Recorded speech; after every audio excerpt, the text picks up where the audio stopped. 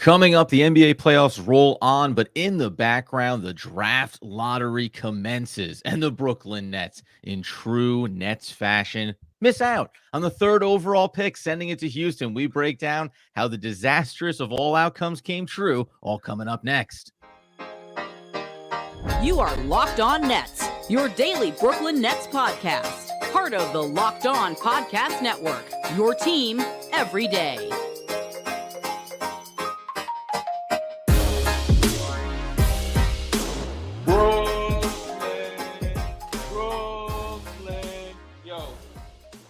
Yes, my friends, it is the Locked On Nets podcast, right here on the Locked On Podcast Network. It's your team, the Brooklyn Nets, every single day. He's Doug Norrie. I'm Adam Armbrecht. We thank you, as always, for making us your first listen of the day. We are 100% free on all those great platforms, and let you know, today's episode is brought to you by Prize Picks, the easiest and most exciting way to play daily fantasy sports. Go to prizepicks.com/LockedOnNBA and use promo code, all lowercase, LockedOnNBA for a first deposit match up to $100. And Doug, sure, we'll talk about the defending champs Denver Nuggets tying the series up in the Western Conference, but more importantly, the Nets miss out in the draft lottery. That version of things that fans never thought they'd have to consider, a top 4 pick, let alone the third overall going to Houston.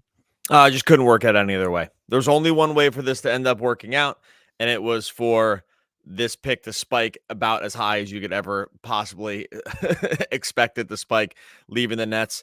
I know what everyone's going to say. You know, the pick is out the door. What are you going to do about it? It's gone. It's water under the bridge, right? Like it's over, and that's just the way it's going to be. And I think even you could say, at least we would do the thing where it's like, hey, we would do that Harden trade 10 times out of 10. I think like maybe some people want to debate that too. We'll get into that here today. But in the way that the sort of Nets seasons have gone over the last couple years, thinking about how it's essentially gone every which way but wrong, or every wrong way but loose, whatever you want to say.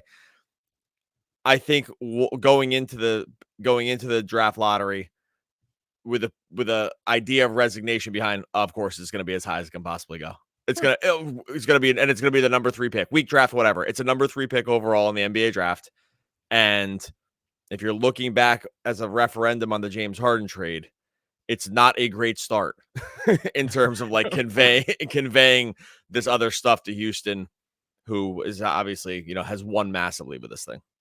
Yeah, and I think that's the biggest part of it, right? I mean, we could dial all the way back to this being a byproduct of cheering for James Harden, as you mentioned, the superstar era, and wanting to bolster what was Kevin Durant and Kyrie Irving and push even deeper into a championship run that never ends up coming to fruition. But you mentioned there about the third overall pick. I think, to me, this is the exact scenario that anyone who sat there and said, it's a weak draft class, who cares? It'll be 9th, 10th, something in that range. It's going to be a prospect that in most years, you'd say it's 15, 20, maybe even mid-20s, actually, from a talent standpoint. Well, sorry, when you're a top 3 pick in the NBA draft, you're getting a quality player. And I think that changes, not for you and I, who said it's bad no matter what. It's bad. It's always bad not to have picks. But I think it becomes significantly worse as you sit here and build towards the draft and look at whatever that pick's going to be, or as it may turn out, Houston could choose to do, using that pick to go and trade for a player. And that's as big of a factor in all of this, I think, as anything. But do you want to focus in for a second on the Houston trade and whether or not this doubles down and makes that worse when we look back at that aspect of it? Well, before we get to that, I do want to just go back, because one of the reasons Nets fans, if you've been around the team for a long time, have PTSD from this kind of thing is you don't have to go back too far to sort of see how the Boston trade worked out for the Nets, where it was like they had, and there's so many, and there's, I think, Doug, if I remember correctly. I mean, these are just like total proxies for each other, because there's so many different ways to go here. But the first one is, if you look back to that Boston trade, what does it end up becoming? It ends up becoming 3 picks. One of them is the number 3 overall pick in Jaylen Brown, and one is the number 1 overall pick in Tatum, where it's the number 1 overall pick, but Boston ends up trading down. They, not getting Fultz, and they end up going after Jason Tatum. So effectively the number 1 pick, right? Like, and I know they ended up picking 3rd, and they had, by the way, picked 3rd and got the best player in Tatum. But but I guess there's that part. But if you look back on the situation, it's like the Nets have this other disaster sort of still sitting around the collective historical conscience of, hey, we're just kind of starting to recover from this other thing, by the way, still watching this Boston team, East favorites, on the back of those Nets picks. Right. We're just maybe getting over the sting of that, and now we're just walked right back in. We've just walked right back into the same situation, because the problem, the reason the Rockets pick 3 is painful is because it's not because I think that initial trade was wrong. It's that everything after it has been a disaster. That's what leads to the 3rd pick. It's not the 1st pick. Plenty of teams trade their draft picks, first round draft picks. And guess what? They end up being good for a while, and the picks just end up being in the 20s. And it's Right. like, whatever, right? The Nets now twice have traded these unprotected lottery picks with the intent on being good and have sucked. Like, this is the problem. It's the after part. It's the next part that's the referendum on the trade. And I think that's the worst part. So sorry if I just kind of like sidewind you there in terms of like with directions, but I think like that is the greater macro idea. It's not the first thing. It's all the other stuff later. Tons of teams do this all the time, and it doesn't come back to bite them in historically hysterical ways. The Nets have now somehow done it twice in less than a decade. Well, it's a sidebar that brings you back to this place, right? And that's what we always talk about with the James Harden trade. Well, you have to view it in the vacuum at the time that you made the trade. It made all the sense in the world. We thought it was going to make this team elite. We know that the stats said they were going to be elite, and then it doesn't pan out. But to your point, that's probably, might be almost historically unlucky, if you want to put it that way, or just historically bad from an organizational standpoint, that you were able to work this process 2 times in recent history and have the after go absolutely wrong, so that the before, the trading away some high value picks, ends up looking that much worse. Now, in the Boston version of it, everyone kind of knew a little bit more at the time. This is a mess. The most recent one with Houston was, we're going to become an elite offensive talent. Watch out. And as we'll discuss coming up here in a second, the next part of it is what happened this past offseason. Having Houston call you and tell you, hey, we have all your picks. Wouldn't you love to trade for all of your picks? And the Brooklyn Nets actively making the choice, after seeing things not pan out with James Harden, to still sit here and say, we're going to double down on the packages we got back for Kevin Durant, for Kyrie Irving, and what we think the short-term future for this team is going to be. We'll dive in on that aspect of it and so much more, all coming up here in just 1 second. All right, before we get to that, we'll tell you about our friends over at Prize Picks. So get in on the NBA playoff action. You can win up to 100 times your money on Prize Picks. You take on the world's best players, take the game to a totally new level during this basketball postseason. Look, Prize Picks is just the daily fantasy made so simple. All you're doing on Prize Picks is you're going more or less on the Prize Picks projections. You're not wrangling with salaries. You're not going up against like sharks in the water out there. You're just looking over what Prize Picks has for their numbers, putting some picks together, more or less, going up to 100 times your money. Turn $10 into $1,000. You want some Prize Picks plays for Monday's games? I don't mind more 40.5 points, rebounds, assists, Donovan Mitchell. I think the Cavs are going to really try to turn this one all the way up against Boston. Also don't mind more on the Kyrie Irving 5.5 assists, old friend Kyrie Irving, 5.5 assists. Just a couple of different things that you can get down over there to good friends on Prize Picks. Like I said, they've made this so easy. All you're going to do is download the app today. You're going to use the code LOCKEDON NBA. You're going to get a first deposit match up to $100. Download the Prize Picks app. Use the code LOCKEDON NBA. Get that first deposit match up to $100. Prize Picks. Pick more, pick less. It's that easy. All right, so as we continue today's Locked On Nets episode, playoffs going on. Like I said, we're going to talk about the Denver Nuggets and how we all decided to bury the defending champions maybe a hair too early in their series against the Timberwolves. But front and center of mind, draft lottery comes out. Of course, the Nets pick spikes. It goes to Houston, and they'll have the 3rd overall. I mentioned there the other aspect, I think, of this that is as critical to the Brooklyn Nets as anything. So if you say, who cares, the pick is out the window, why does it matter? We get to move on from this, and the Brooklyn Nets will make the choices they're going to make. We'll just go ahead and pursue Donovan Mitchell in the offseason. We'll give all the picks that we got from these trades from Kevin Durant. That's what we'll go to. Okay. What if Houston turns around and says, well, it may be a weaker draft class, but we do have the 3rd overall pick, Cleveland. We actually have a young core and pieces that we could give to you. We actually are ready to take the next step and be competitive in the Western Conference.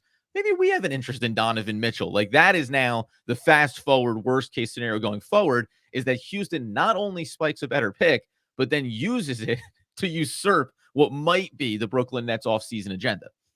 Yeah, or that, or like other great Or any packages other that they player. could. Yes. Yeah, like any other player that if you're going star hunting now, I mean, Houston has some of the best trade packages around.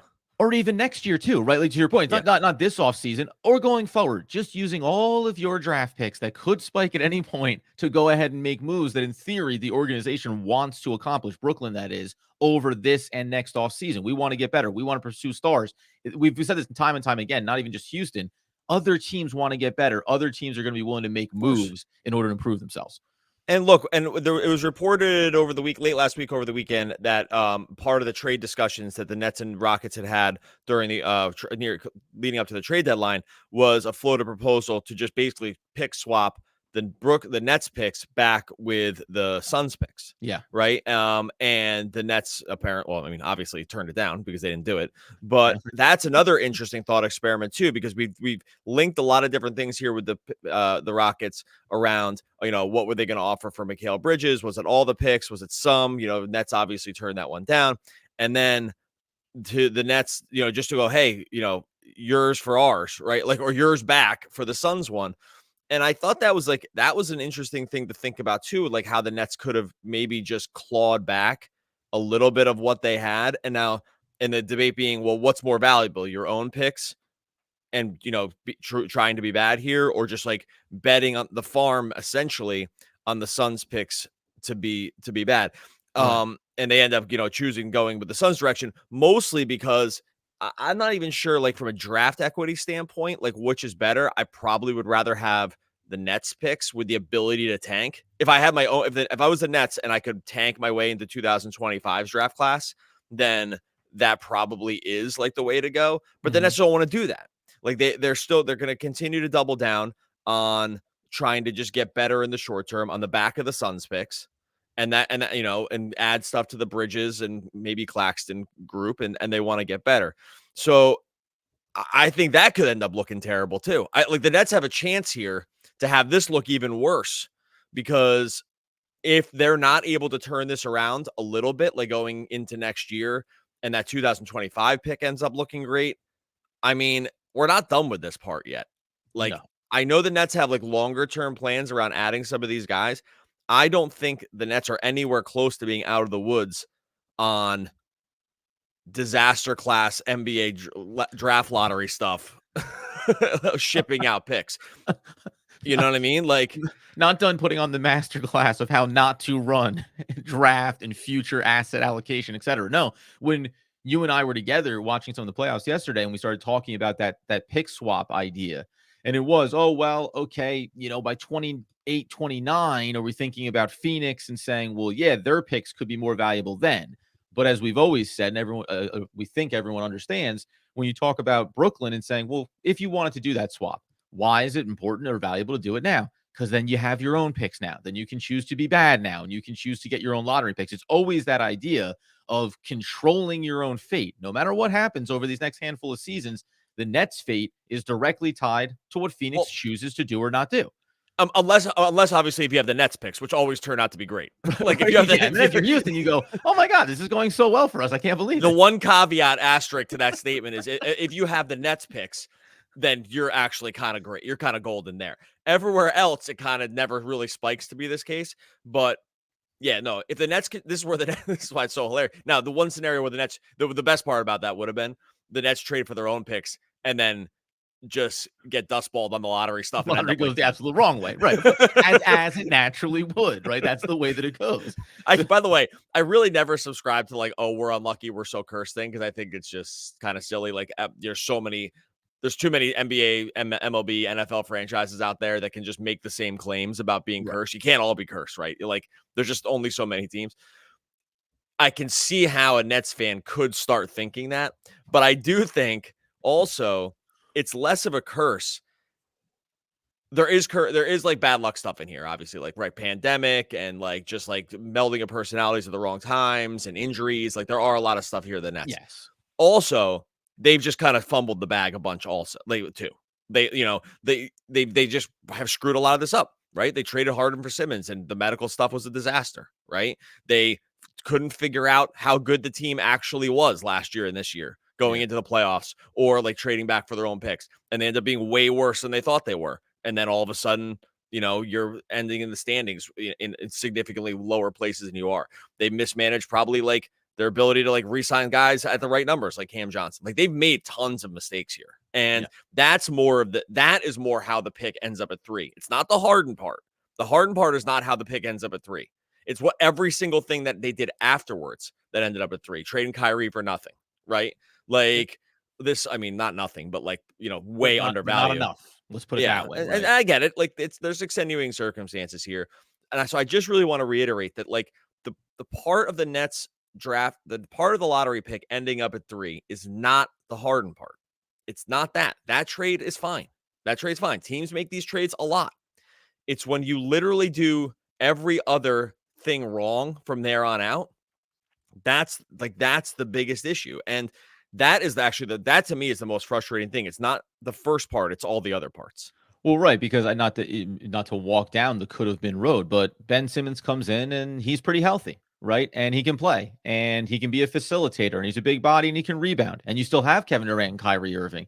And it ends up making for a pretty good playoff team that maybe wins a couple of rounds and then you carry that over. And even if Ben Simmons in the long run doesn't work out, just team success would have made that look different. Maybe, by the way, not to get really in the weeds about the after of making that trade, but it's like maybe you start playing Cam Thomas a year sooner.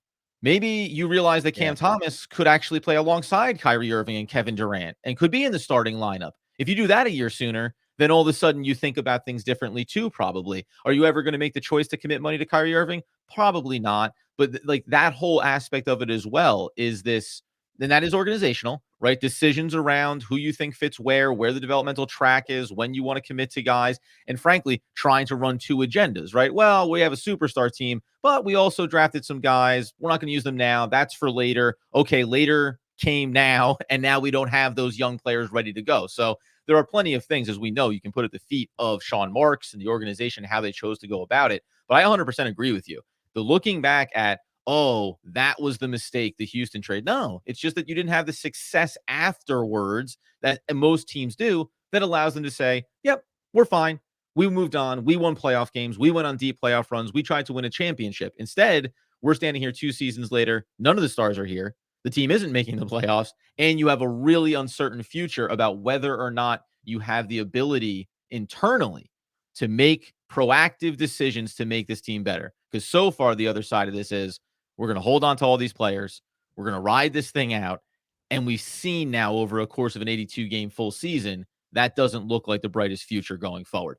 Coming up here in a second, closing thoughts on the lottery. Atlanta got the first overall pick. That's certainly interesting as well. We'll talk about that, plus a nod to the NBA playoffs and how those Denver Nuggets might just be worthy of competing for a championship. We'll get into that coming up next. All right, before we get to that, I'll tell you about our friends over at FanDuel. It's winner take all time in the NBA and NHL. FanDuel is giving you a shot to bring home a big win of your own. Right now, new customers are going to get $150 in bonus bets with any winning $5 bet. That's $150. You can bet on spreads, money lines, player props, so much more. They got the same game parlays as well. I don't mind looking over at the games tonight.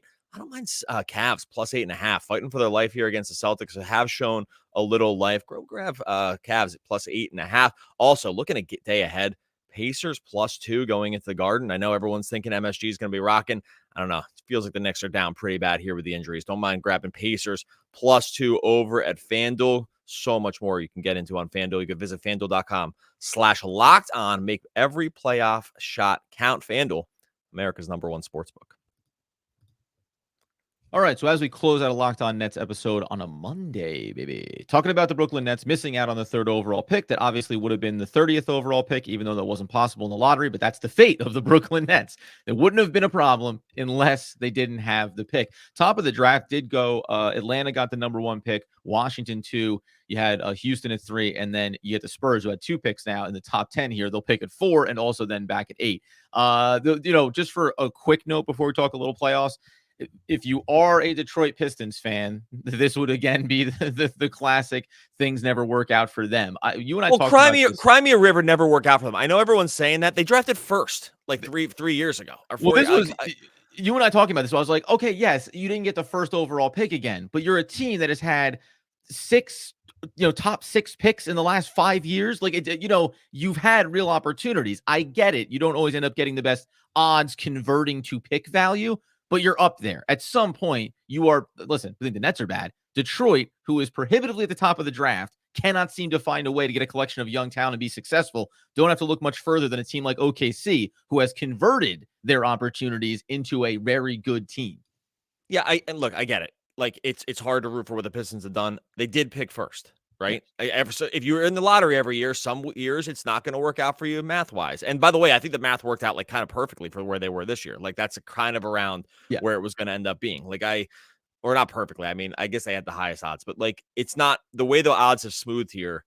It's not just a foregone conclusion that if you're the worst, you're going to get first, which is the other reason why it doesn't pay as much to tank, right? Like, it pays some to tank for sure, but it doesn't pay as much to tank because this can happen to you. This really couldn't happen that much 7 years ago, but they've just smoothed out these odds correctly, by the way. Like, hey, go ahead. Hey, here's the thought. Go try to be good. like I don't know. There's only 30 teams. Go try to have you be one of the good ones. When you stink every year, I can't really do it. I mean, it's a whole other part of sort of like crying in our towels here, which we're all doing. But I don't know. It's hard to feel bad for. No, of course. Yeah, of course. And that's what I mean. It's just like one of those things. And by the way, nobody feels any sympathy for the Brooklyn Nets, who had Kevin Durant and Kyrie Irving and James Harden. They messed it up. They blew it. They couldn't figure it out. They couldn't win a championship. Like, that's the way that it goes. I mean, interesting to see what Atlanta does there with the first overall pick. Obviously, they've had some big conversations about what their offseason is going to look like. But if we turn our attention just here, because I have fallen a victim to this, not Doug, because Doug, I think, has been more consistent in saying, well, like, series are long and, one game doesn't tell you everything. Wait for the next game. Wait for the next game. Now, you and I both were talking about how, good Lord, the Timberwolves look like they are just going to buzzsaw through Denver. And then game 3 happened. And you were like, oh, right, defending champions. They can play some pretty good basketball. And then game 4 happened. And one of the weirder series, neither team has won on their own home court yet. And now that one's tied up. And a really good example, though, of not only the teams come back kind of to their mean, right? Denver, really, really good. Players come back to their mean. Jamal Murray getting dirt thrown on his grave after the first 2 games. He's looking like he's getting healthier. He's playing better. That's been a really fun series to watch. And it just, wrapped up last night. It'll go back now to Denver, 2-2 and 3 games to play. Like, champions in a pretty good spot. I mean, I kind of did think Denver was in big trouble, but it was mostly because I thought Murray was hurt. And like, and if he was really hurt, right? And if he was hurt, then my concern was pretty high. But I thought I stopped being worried about it. Well, okay. I started being way less worried about it, like 1 minute for me. And I have this on record because you can go check the timestamp of this. 1 minute into the game of game 3, I was like, he looks fine. And I tweeted that. I was like, he looks pretty spry here. And he just looked way different. And it was like true. And once that's actually the point where I stopped worrying as much about it. Still, like, wasn't like, oh, Denver's going to win or anything, because it's just really hard to come back from 0-2, especially on the road. But the second he started looking healthier, I kind of thought, okay, you really can't dump dirt on their graves yet. And that's like, now it's, having it be even now going back into Denver, you have to be pretty worried if you're Minnesota. I also don't think the series is just over for Denver either. Like, I think that the Minnesota is still just a really, really good team. They have a guy who can be about the best guy in the series in Ant. So I'm not ready to just, crown each one of these the victor. But my basic concern level around Denver was like, hey, if Murray can't be like awesome, then they actually are going to have massive problems here. But the second they figure that out, it's cool. That series is awesome. That is everything you want it to be from basketball. It's easily, I mean, I hope it goes 7 just because I don't want them to move on from it. It's so funny too to watch, not to put a negative spin on the NBA playoffs overall, but when you watch different series, you see different refereeing in terms of how much physicality is being allowed here, how much calls are being made. And in this series, it's a physical series. Well, it has a lot of big bodies. So you guys are going to play a physical game. There was a stretch in that last night's game.